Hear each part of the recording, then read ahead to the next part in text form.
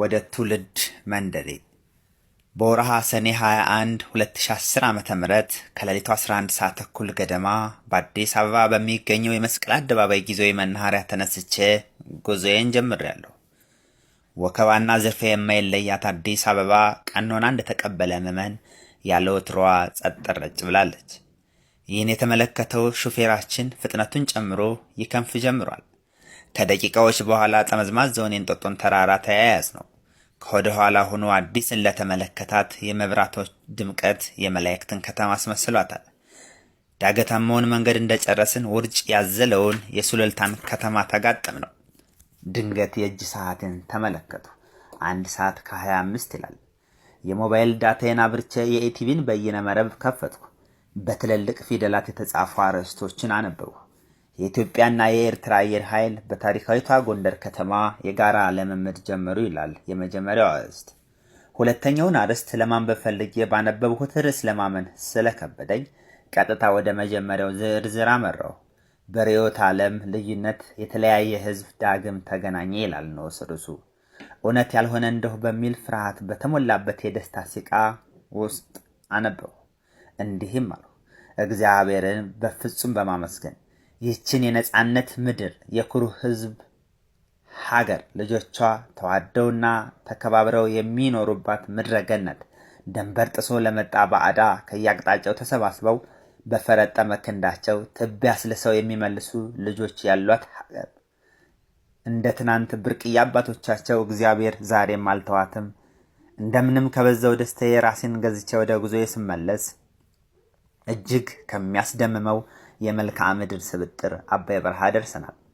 ከመንገዱ ጠመዝማዛነት በተጨማሪ መኪናው የመገልበጥ ይሆናል የፈጠረብኝ የፍርሃት ስሜት ድንገት ከጎኔ የተቀመጡትን በግምት የ65 ዓመት ገደማ ሴት መነኮሴት ምንድን ነው በሚል ድምፅ ፍርሃቴ የቀነሰልኝ መስሎኝ ጉርብትናን ፈለግኩ። ሴትየዋ ሲበዛ ከፊታቸው ፈገግታ የሚጎርፍ መልከ መልካም የቀይ ዳማ ናቸው። በስመ አብ ወወልድ ወመንፈስ ቅዱስ ብለው ካማተቡ በኋላ በማለት ድካማቸውን እና እንቅልፋቸውን ለማባረር በመሻት ሰላም ልጄ በማለት ለመጀመሪያ ጊዜ ሰላምታቸውን ለገሱኝ። እግዚአብሔር ይመስገን ብዬ መለስሁላቸው። የመንገዱ ገደላ ገደል መሆን የፈጠረብኝ ስሜት ስለሚያሳብቅብኝ አይዞህ፣ ምንም ችግር የለ፣ ምንም አይሆንም ልጄ እያሉ ሊያበረታቱኝ ይሞክራሉ። ቀጠሉ መነኮሳቲቱ።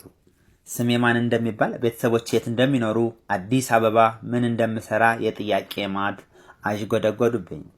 ደግነቱ ለጥያቄዎቹ መልስ ሳንሰላስል የመንገዱን አስቸጋሪነት እስከ ወዲያኛው ረሳሁት። ማንደፍሮ እንደምባል፣ ቤተሰቦች የጎንደር ክፍለ ሀገር አዲስ ዘመን ከተማ እንደሚኖሩ፣ 3ኛ ዓመት የአዳማ ሳይንስና ቴክኖሎጂ ዩኒቨርሲቲ ተማሪ እንደሆንኩ በልበ ሙሉነት ነገርኋቸው። መነኮሳቲቱም እሰየው ልጄ ጎበዝ፣ ፈጣሪ አብዝቶ ይባርክህ፣ ለሀገርህና ለወገንህ የምትጠቅም ገበሬ ሁን በማለት ከልብ የመነጨ ምርቃትን መረቁኝ። እኔም አሜን እማሆይ በማለት አንገቴን ዝቅ አድርጌ ተቀበልሁ። እሳቸውም ቀጠሉ። በእርጋታም አዳመጥሁኝ። የትውልድ ቦታቸውም አማራ ሳይንት ወሎ እንደሆነ፣ እንጦጦ ኪዳነ ምሕረት ለብዙ ዓመታት ግብር እያደቀቁ እንደኖሩ፣ ቀሪ ጊዜያቸውን ጣና ገዳማት ለመኖር እንዳቀዱ ፍጹም የእናትነት ፍቅር በተሞላበት ለስለስ ባለ ጥዑም አንደበታቸው አወሩኝ። ጥሩ ነው በሚያስብል ሁናቴ የአንገት እንቅስቃሴ አደረግኩ። አቤት ልዩነት! ለሚያብረቀርቀው ዓለም እና ድሎት ዝና ለማግኘት 740 ኪሎ ሜትሮችን ተጉዤ ዘመኔን ሰባክን፣ እርሳቸው ደግሞ ሁሉን ነገር ትተው ረቂቁን መንፈሳዊነት ሲያሳድጉ በአንድ ዘመን እየኖርን የተለያዩ ፍጥረታት ሆነናል ይላል 6ኛው የስሜት ሕዋሴ። በረሃውን ጨርሰን ሜዳማውን የደጀን ከተማ ግራና ቀኟን እየቃኘሁ ተሰናበትኳት።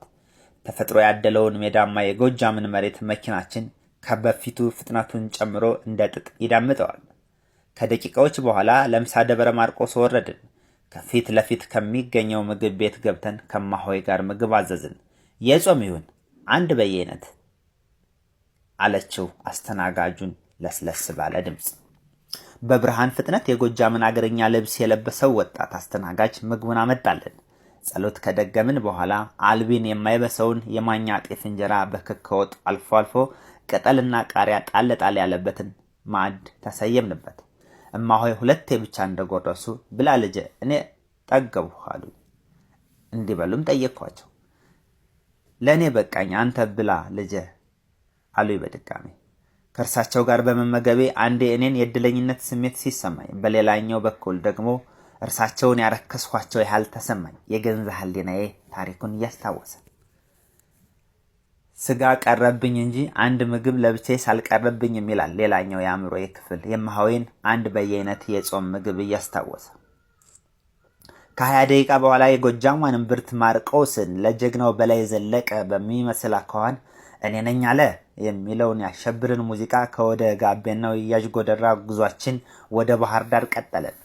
ሙዚቃውን እያዳመጥን እያለ የእጅ ስልኬ ድንገት አስተጋባ። አባቴ ነው። የት ደረስክ? አይዞህ እያለ በአባታዊ ፍቅር አወራኝ። እኔም ማርቆስን እንዳለፍን ባህር ዳርም በ8 ሰዓት አካባቢ እንደምንገባ ነገርኩት። በመስኮት አይኖችን ወርሬ ድንግል የሆነውን ሜዳማ መሬት ስቀኝ። ከየመንገዶቹ ግራና ቀኝ የባህር ዛፍ ተክል በየአርሶ አደሩ ማሳ ይታያል። አያ በሬ ማሩ ሳሩን ልትበላ ገደሉን ሳታይ የሚል ሀገራዊ አባባል ድንገት ድቅን አለብኝ። ከ2 ዓመት በፊት ስለ ባህር ዛፍ ለስነ ምህዳር ስነ ውሃ ድርቀት የሚያስከትለውን ጉዳት ያነበብኩት ትዝ ብሎኝ ከማርቆስ ባህር ዳር እስከምንደርስ በየመንገዱ ከ1 ኪሎ ሜትር በላይ የማይሆኑ እርዝመት የሌላቸው ከተማ ተብዬ የግብር ከተሞች ተደርድረዋል። ደንበጫ፣ ፍኖተ ሰላም፣ እንጅባራ፣ አዲስ ቅዳም፣ ዳንገላ፣ ዱር ቤቴ፣ መራዊ። ከረጅሙ የመኪና ጉዞ በኋላ በኢትዮጵያ ሰዓት አቆጣጠር 8 ሰዓት ተኩል ባህር ዳር በሚገኘው የፓፒረስ ሆቴል ጊዜያዊ መዳረሻ ወረድን። የድካም ስሜት በብርቱ ተጠናውቶኛል። ከዚህም በተጨማሪ ባህር ዳር መሆኑን እስከምጠራጠር ድረስ እንደ ምስራቅ ኢትዮጵያ የሀገራችን ክፍል የፀሐዩ ወበቅ ራሴን ያዞረኝ ጀመር። የማያድሩበትን ቤት አያመሻሹበትምና ሌላ ተጨማሪ ጉዞ ከድካም በላይ ሌላ ድካም። ከባህር ዳር አውቶቡስ መናኸሪያ ወደ ጎንደር የሚወስደውን ሚኒባስ ተሳፍሬ ሁለተኛ ጉዞ ጀምሬያለሁ። ከተማውን እንደወጣን የአባይን ድልድይ የውሃ መጠን መቀነስ ጥያቄ ፈጠረብኝ። ከማውቀው መጠኑ ስለቀነሰብኝ የአባይ ወንዝ ከሀገር ሀብትነቱ በተጨማሪ የጎንደር፣ የጎጃም፣ የወሎ፣ የሸዋ፣ የወለጋ ክፍለ ሀገራትን የወሰን ዳኛ በመሆን የዛሬን አያድርገውና የሀገር ሽማግሌ በመሆን ለብዙ ዘመናት አገልግለዋል። በየመንገዱ የሚመለከታቸው የአርሶ አደር ማሳዎች ጫት በሚባል መጤ አደንዛዥ ተክል ተሸፍነዋል። እርግጥ ነው ለአርሶ አደሩ የተሻለ የገቢ ምንጭ በመሆን ኑሮን እንዲገፋ አድርጎታል። ከዚህ በተጓዳኝ የአንዲት ሀገር ሀብት የሚመዘነው በአካል፣ በአእምሮ፣ በአስተሳሰብ የዳበረ የሰው ሀብት ነው። ጫት የሰውን ጭንቅላት በማደንዘዝ ተወዳዳሪ የለውም። ስለዚህ ለሀገር ቀጣይነት የሚያስብ አካል ሁሉ የችግሩን አሳሳቢነት ተረድቶ ስር ነቀል የሆነ አማራጭ የኢኮኖሚ ምህዳር እንዲፈጥር ትዝብቴን በማስታወሻ ደብተር ያሰፈርኩ። ረዘራዛማውና ወለል ያለውን የፎገራን መሬት እንደጨረስን ትዕግስተኛውን የርብ ወንዝ ተሻገርን። ከድልድዩ ይጀምራል ሌላው የአባይ ወንዝ ግጥጥሞሽ። የርብ ወንዝ የከምከም ቃሮዳ፣ የፎገራ፣ የፋርጣ፣ የብናት አውራጃዎችን ልክ እንደ አባቱ አባይ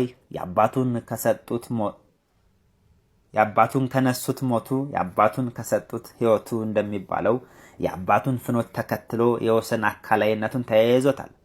ከ30 ደቂቃ ጉዞ በኋላ ወራጅ አልሁ ከትውልድ መንደር የአዲስ ዘመን ከተማ ስደርስ የኮንትራት ባጃጅ ይዤ በ11 ሰዓት ተኩል የኢትዮጵያ አቆጣጠር ከ1 ዓመት በኋላ በሰላም የምወዳቸውን ቤተሰቦች አገኟቸው። ከምከም ቃሮዳ በጎንደር ክፍለ ሀገር ከሚገኙ አውራጃዎች አንዱ ነው። አዲስ ዘመንም የአውራጃው መናገሻ ከተማ በመሆን ታገለግላለች። ከምከም ቃሮዳ፣ ፎገራ፣ ፋርጣ፣ እብናት፣ በለሳ፣ ጎንደር ዙሪያ ጣና ሐይቅን ያዋስናል። አውራጃው አምቦ ሜዳና ይፋግ የሚባሉ የግንኙነት ጣቢያዎች አሉት። በተጨማሪም በ22 የገጠር ቀበሌ ገበሬ ማህበራት የተዋቀረ ነው። የማህበረሰቡ ስብጥርም አብዛኛው በግብርና ስራ የሚተዳደር ሲሆን በአዲስ ዘመን አምቦ ሜዳና ይፋግ የሚኖሩ በንግድ ስራ ይተዳደራሉ።